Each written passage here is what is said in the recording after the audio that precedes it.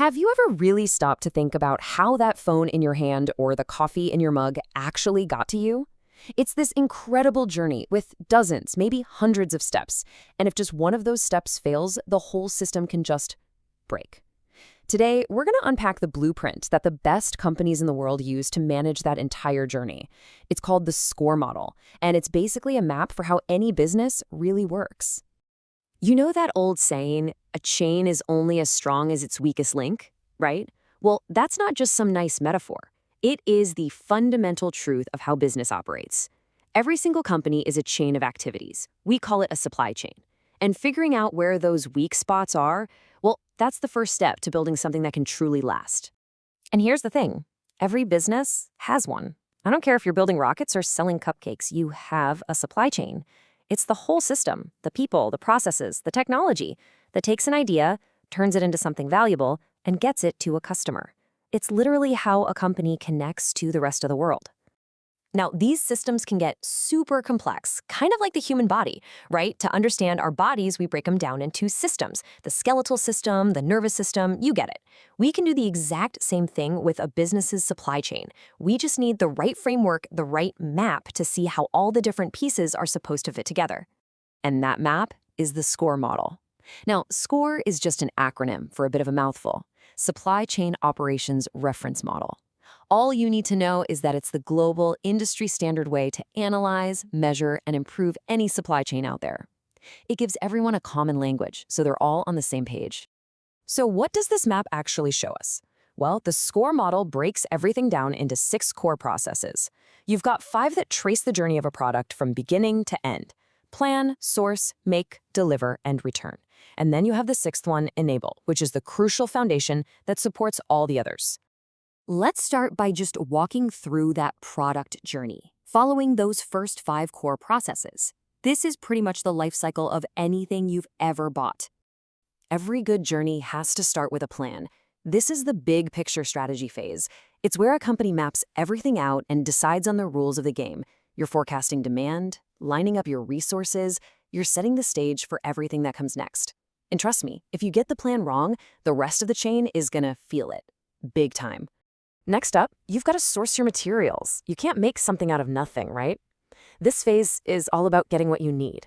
Finding suppliers, building those critical relationships with them, and actually buying the raw materials and services that go into your final product. Then we get to the make phase. This is where the magic happens. It's the transformation. This is where your raw materials become a finished product. It covers every single step of manufacturing, assembly, and quality control. This is where the value is physically created. And inside this make process, companies have a huge decision. Do you push or do you pull? With a push strategy, you make your products based on a forecast. You make to stock. The big risk? You might get stuck with a bunch of unsold inventory. With a pull strategy, you only make something after a customer orders it. You won't have leftover stock, but you run the risk of not being able to keep up if demand suddenly spikes. Okay, so the product's made. Now you've got to deliver it. And listen, this is way more than just slapping a shipping label on a box. This covers everything from managing the order to warehousing and inventory to all the transportation. It is the final, crucial link between your company and your customer. So how do you know if you're actually doing a good job with delivery? Well, a key metric is something called the perfect order score. And it's exactly what it sounds like.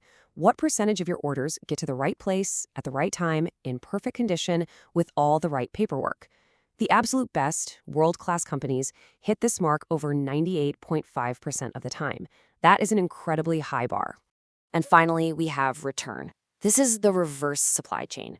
And honestly, it's so often an afterthought for companies. But handling returns, repairs, and recycling the right way is absolutely critical for customer loyalty and for recovering value. A super easy, hassle-free return policy can be a total game changer. So we've got plan, source, make, deliver, and return. That's the product's journey. But what's holding it all together? Let's talk about the foundation of the entire model. And that foundation is the enable process. The best way to think about it is like the supply chain's central nervous system. It's the collection of all those other critical support functions that don't really fit in the other 5 boxes, but are absolutely essential to keep the whole system humming along. So, what are we talking about here? What does enable actually include? Well, it's your IT systems that track everything. It's the human resources processes that manage your people. It's risk management that protects you from surprises. It's even the business rules and contracts you operate under. Without a strong foundation here, the rest of the changes, it can't function. Okay, that's enough of the theory. How does this actually apply in the real world? Let's put the SCOR model to the test with something we can all understand, a local pizza restaurant. Look at how perfectly this applies. The restaurant plans by trying to guess how busy Friday night will be. It sources ingredients like flour and cheese from its suppliers. The make process is, actually assembling and baking the pizza. It's delivered to your table or your front door, and a return happens if they mess up your order. And what enables all of this? The point of sale system, the employee work schedules, and even the local health codes. It all fits. And that's the real power of this model. It's not just some academic exercise.